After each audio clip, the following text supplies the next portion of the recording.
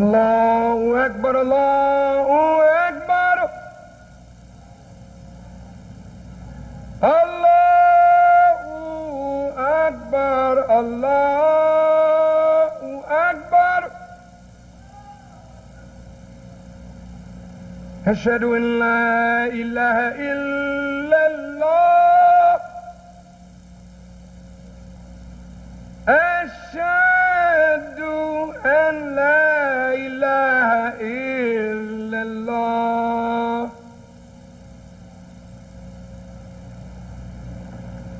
Ashhadu anna Muhammadan Rasulullah. Ashhadu anna Muhammadan Rasulullah.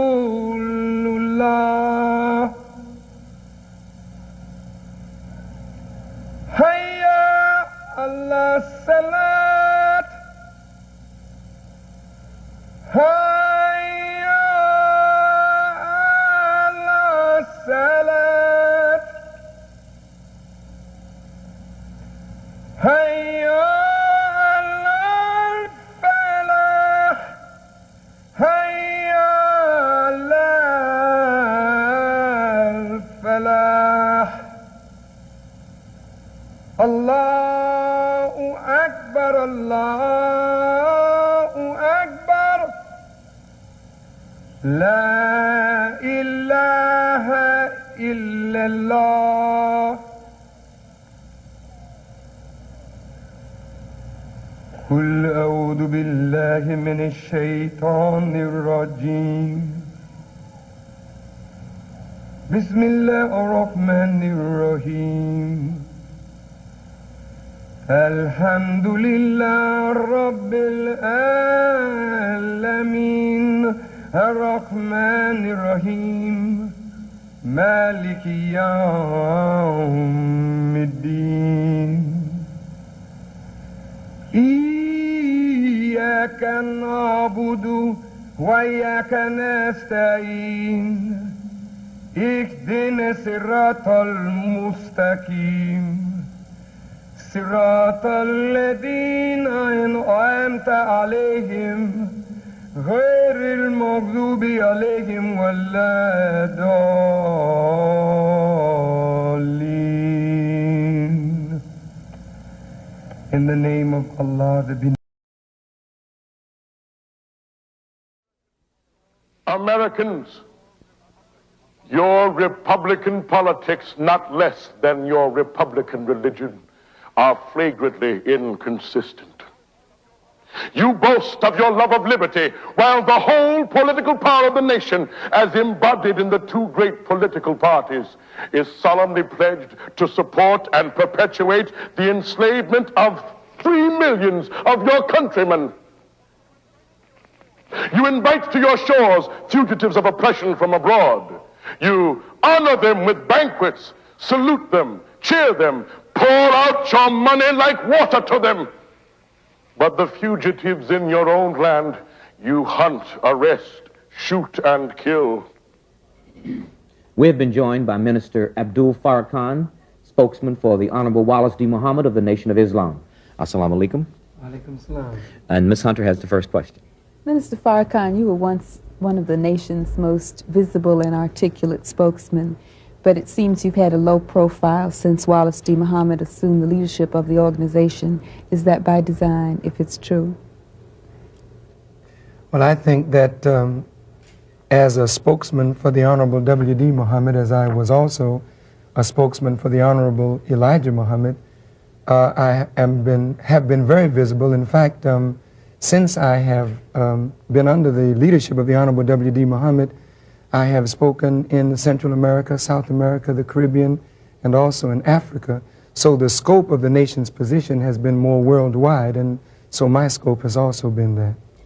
You then have had to deal with many, probably explaining and articulating many of the policy changes that Mr. Muhammad has initiated, including integration. How is that being received both on the outside and inside? Well, let me say this. As black people look at the Nation of Islam, we have always liked to classify or characterize the Nation of Islam's development. And if we look at Islam as religion, you never refer to Islam as an integrationist religion. Though in Islam there are black Muslims, red Muslims, brown Muslims, yellow Muslims, and white Muslims. When the thrust of the Nation of Islam was to correct a sickening condition of the black mind, in that we were taught to hate our own blackness, and the Honorable Master Elijah Muhammad, may peace be upon him, accomplished this through teaching us the history and accomplishments of black people.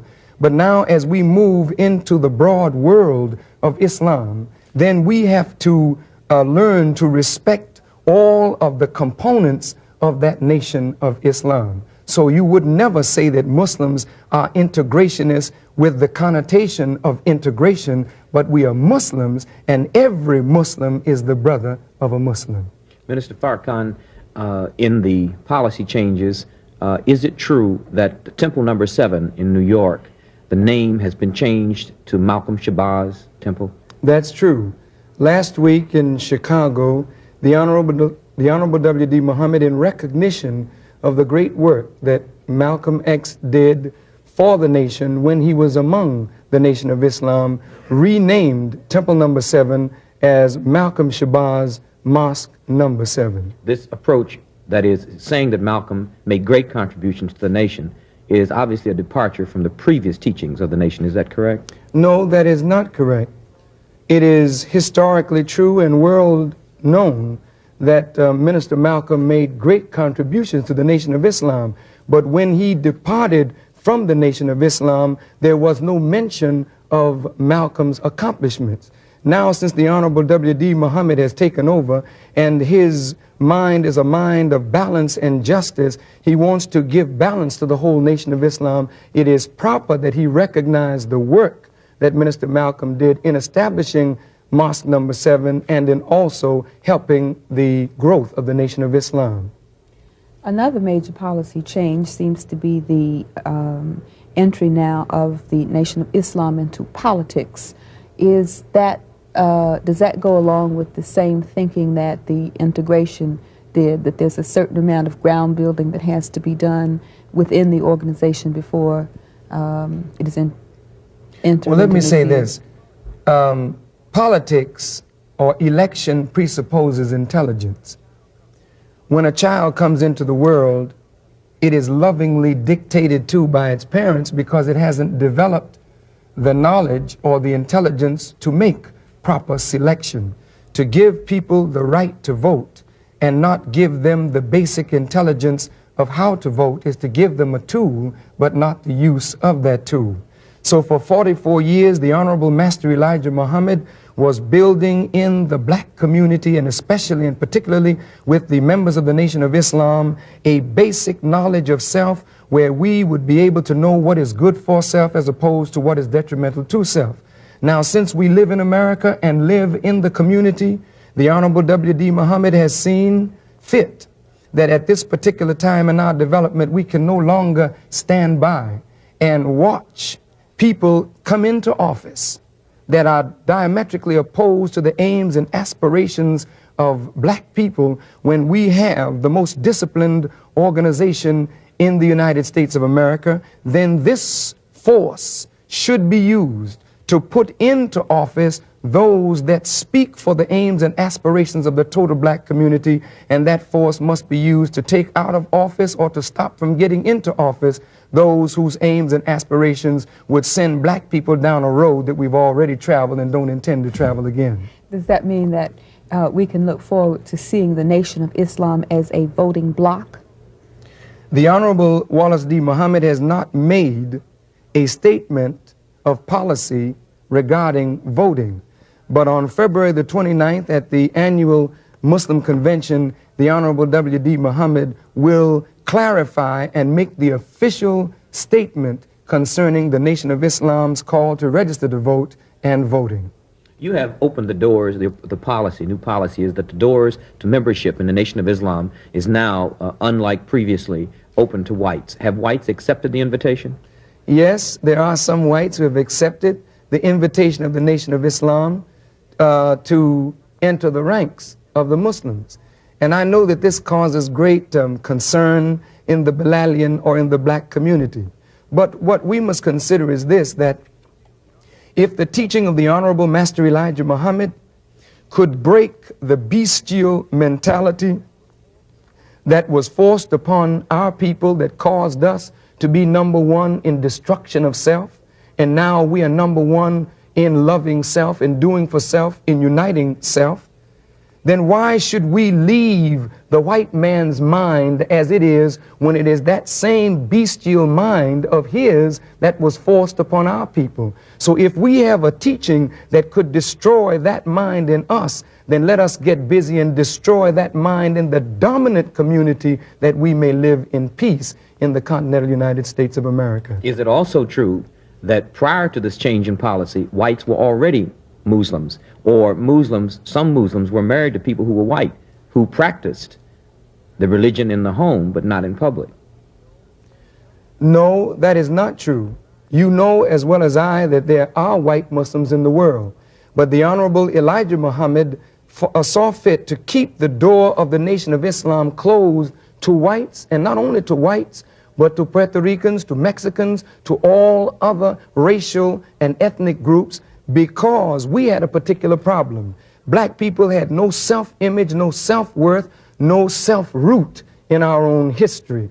So the Honorable Elijah Muhammad, after returning that history and knowledge to us, he began to open the door to Puerto Ricans, to Cubans, to Mexicans, even some Chinese Muslims, some Koreans joined the ranks of the Nation of Islam. So in the latter years, the Honorable Elijah Muhammad was moving toward this same move that the Honorable W.D. Muhammad has made. In fact, in his last speech to us, on February the 26th, 1974, there were two white Muslims sitting on the rostrum with his ministers. And he said to his followers, I tell you from the depth of my heart, I want you to learn to respect all people, and you should respect those who are trying to respect us.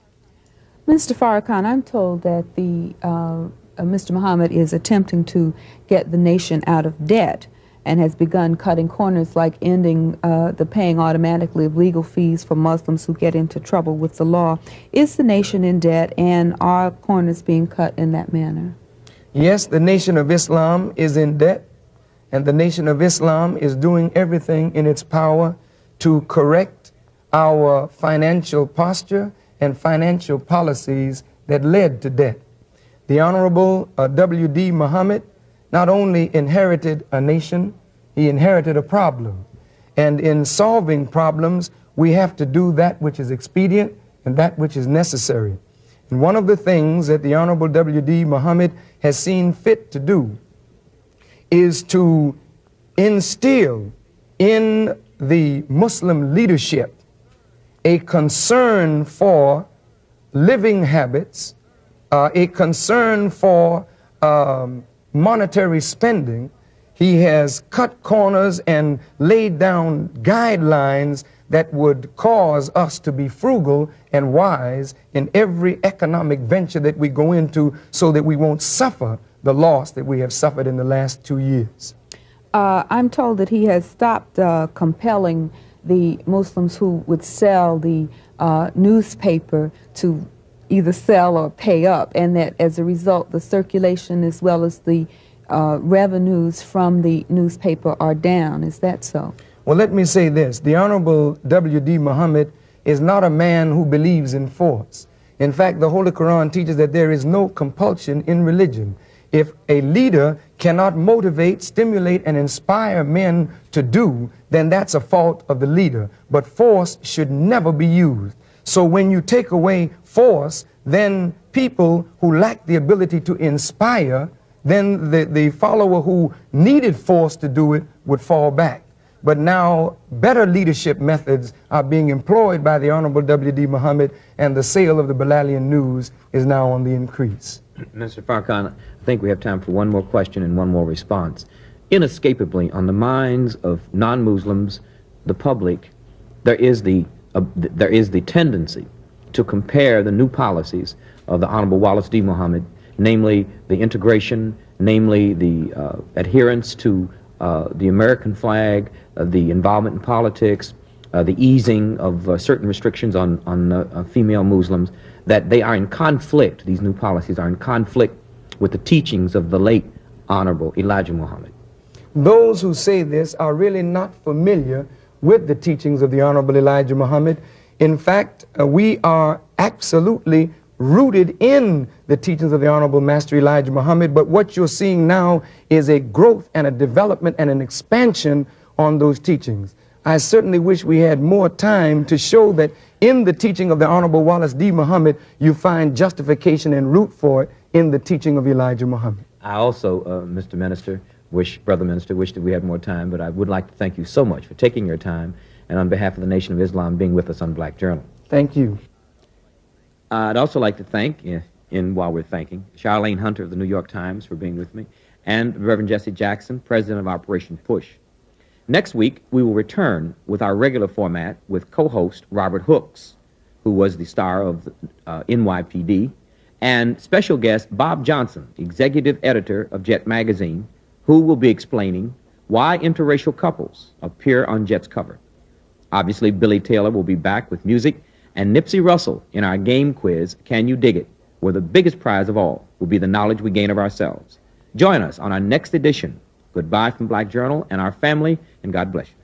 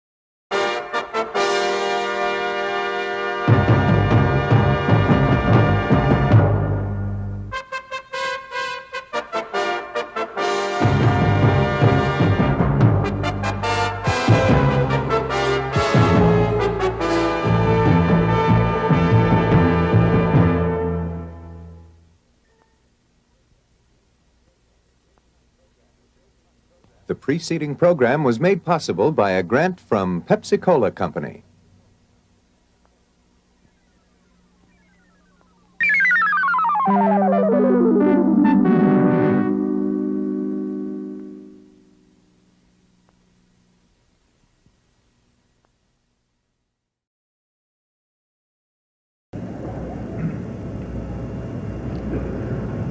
Allahu Akbar, Allahu Akbar.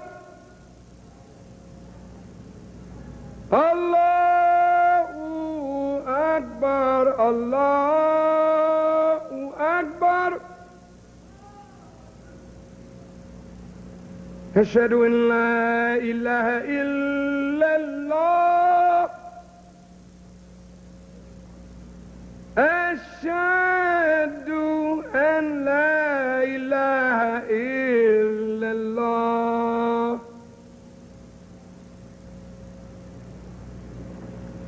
Ashhadu anna Muhammadan Rasulullah. Ashhadu anna Muhammadan Rasulullah. Hayya ala salat.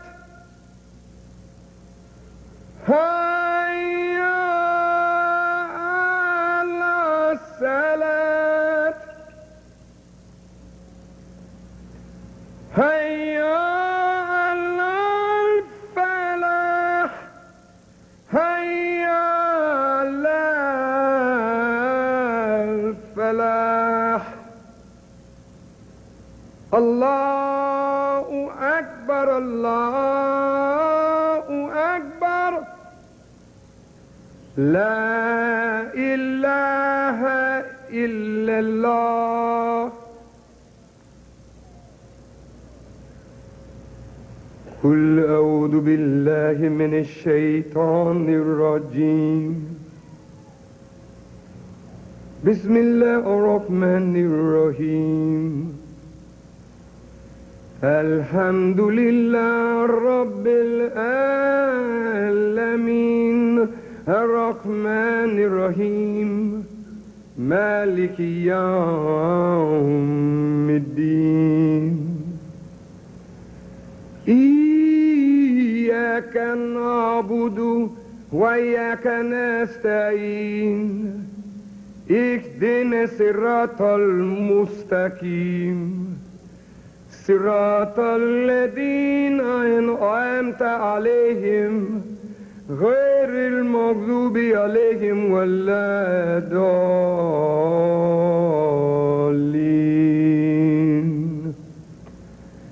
In the name of Allah, the